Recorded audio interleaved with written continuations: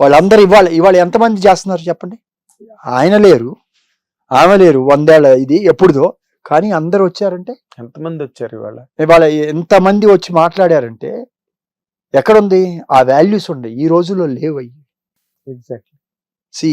ఇది ఎందుకు చెప్పానంటే కాదు కదా, ఇందాక మీరు మాట చెప్తున్నారు, రామారావు అభిమానులు, నందమూరి అభిమానులు ఆత్మని చూసారండి శివానందమూర్తి గారు?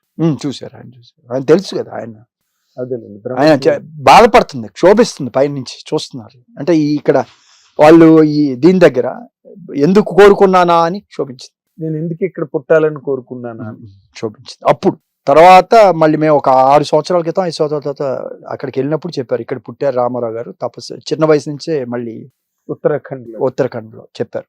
ఓకే ఓకే, ఇక్కడ పుట్టి ఇది చేసుకుంటున్నారు. వెంటనే వచ్చింది ఆయనకి, ఎందుకంటే పుణ్యాత్ముడు కదా, ఎంతో మహనీయుడు, ఎన్నో చేశాడు ఆయన. ఆయనకి మామూలు వాళ్ళు జన్మ తీసుకోవాలంటే టైం పట్టొచ్చు వాళ్ళ కర్మలను బట్టి, అలాంటి వాళ్ళకి వెంటనే వస్తుంది.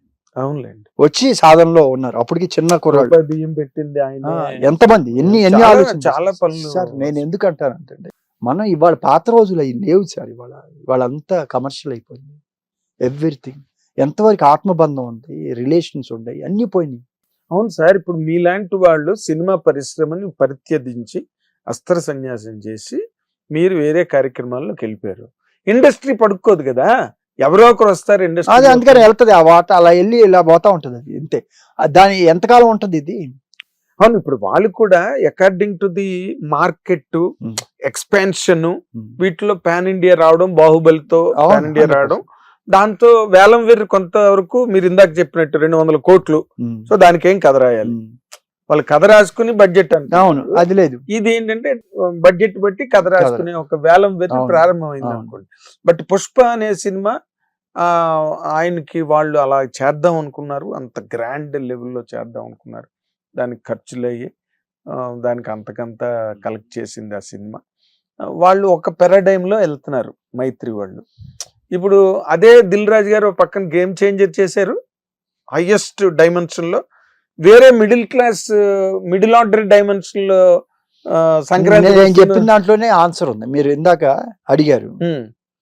అంటే ఇప్పుడు నేను ఉదాహరణ చెప్పాను అనుకోండి, ఒకరు కరెక్ట్ అని చెప్తే రెండో రాంగ్ అవుతుంది. అదే ఉంటుందండి, ఇక్కడే 2 ఆన్సర్స్ ఉంటాయి. మీరు బాగా మీరు అర్థం చేసుకుంటే, మీరు చెప్పిన దిల్ రాజు గారిది ఇటు పుష్పది తీసుకుంటే మీకు రెండిటికి ఆన్సర్ ఆడే ఉంది. నేను బడ్జెట్ కథ రాయబడింది, కథకి బడ్జెట్ ఒక హీరో ఒక ప్యాషన్ అతనితో చెయ్యాలనే ఒక దీంట్లో ఒక పెద్ద ప్రొడ్యూసర్ వెళ్ళాడు. ఇక్కడ డెడికేటెడ్ గా చేసిన ఒక వ్యక్తి ఉన్నాడు, సుకుమార్ అనే వ్యక్తి. మీకు ఆన్సర్ ఉంటుంది. నేను I don't want to talk on this. అంటే ఇప్పుడు నేను అంటే కరెక్ట్ గా చక్కగా చెప్పేశారు, అరటిపండు తొక్కవలిచినట్టుగా.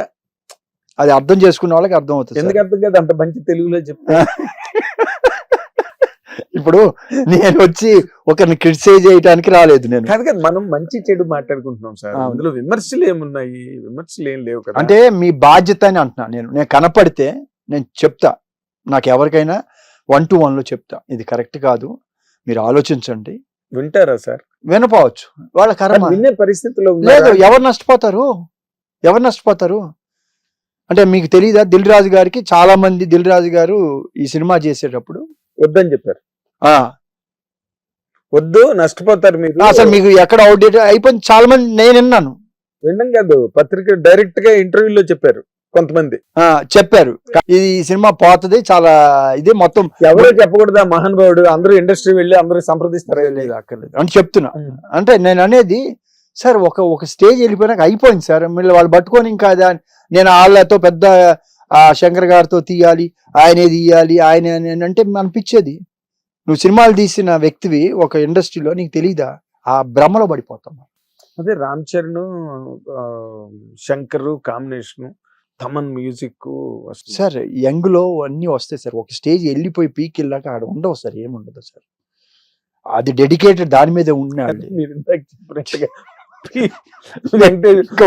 వెంకటేష్ చెప్పాడు కదా, అవును, పీక్ లోకి వెళ్ళిపోతే ఇంకా పీకిందే పీక్ ఉంటే పీక్ కాదు సార్. ఒక